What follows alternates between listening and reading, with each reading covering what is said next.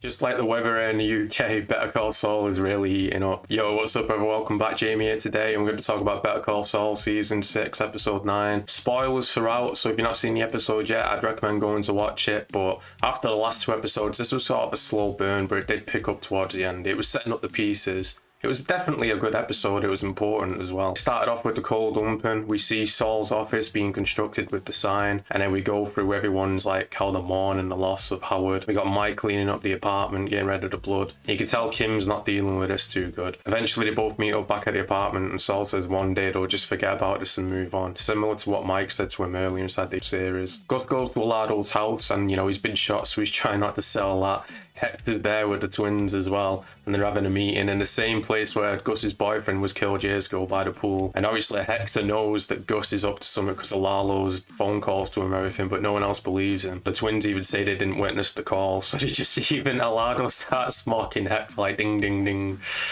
But they don't believe him. But obviously Hector has his suspicions about Gus. I won't be surprised if this is the last time we see Gus. Now, I think even they came out and said this was his last shot, because how the episode ends, it seems like we're inside the Breaking Bad era now. Mike has Nacho's dad's ID, and he debates whether he should go and talk to him or not, but eventually he does. And it's a nice cool shot because they're separated by like the fence, and he tells him about how his son died and he was there, but he had heart, he wasn't like the other people. And his dad's like, oh, you gangsters are all the same, it's always about revenge. Justice. But you can tell Mike's conflicted about Nacho dying as well. And it also leads into Breaking Bad because now you know more about the character. Jimmy and Kim go to HHM for Howard's memorial. All his family and friends there and everything like that. We find out that the moving company is the changing name, and his ex-wife is there as well, and she's kind of upset, and she doesn't believe Jimmy and Kim's story until Kim comes up with a lie about seeing Howard years ago snorting cocaine inside his office late at night.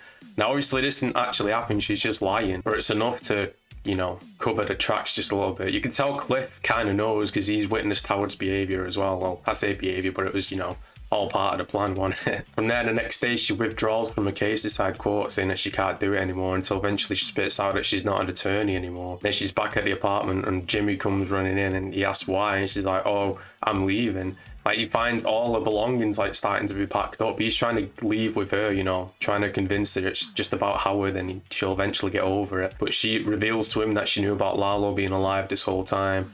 And Jimmy's shocked by this. And then from there, we literally cut to the future of Saul. He's full Saul Goodman now. He's inside the house we've seen from the first episode of the season. He's with a prostitute as well. He's got the longer hair. He's got the bald spot. He's got the earpiece in as well. He's full Saul Goodman now. I wasn't expecting this till next episode, but he drives into his office as well and sits down. And at this point, I was expecting like Walter White or something to show up. I thought it was going straight into season 2 of Breaking Bad.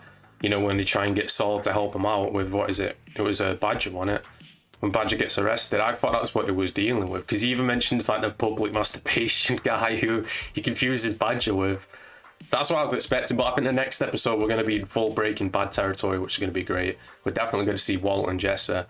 But this episode, it's sort of a slow burn until the end, and then all of a sudden we just jump straight into the Breaking Bad era. Kim's gone, she's left him, so we all assume maybe Kim was dead during Breaking Bad, but she's just out of the picture. And that's why, that was a bad day for Jimmy, if you think about it.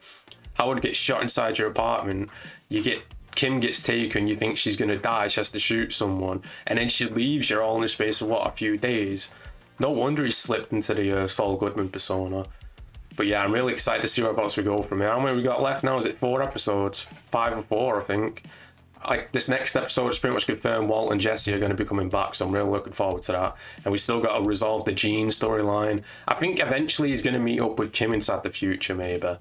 But we all assume maybe Kim would use the vacuum cleaner guy, but nope, I'm guessing she just leaves town. Probably doing something in, Florida or something like that. But yeah, make sure you like and subscribe. Let me know what you thought of this episode. Like I said, it was a good episode. The last two were like more high stakes, but what this one built up, it was worth it, especially towards the end. Now we're with Saul Goodman in the Breaking Bad timeline. But yeah, I'm looking forward to next week. If you're in the UK, I hope you survive this heat because it's ridiculous. Until next time, peace out in a bit.